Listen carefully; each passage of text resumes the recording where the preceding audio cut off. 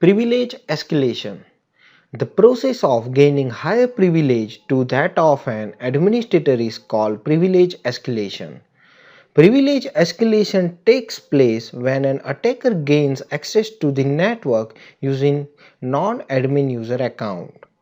After gaining a valid username and password of a remote system, the attacker will attempt to increase his privileges by escalating the used account to that having increased the privileges such as that of an administrator.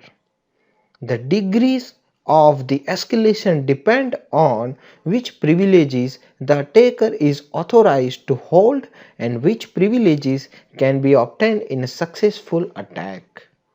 For stopping general privilege escalation, restrict interactive logons and access to system programs that users do not require such as cmd.exe, auditing account logon event success, failure, privilege user success, failure and system event success, etc.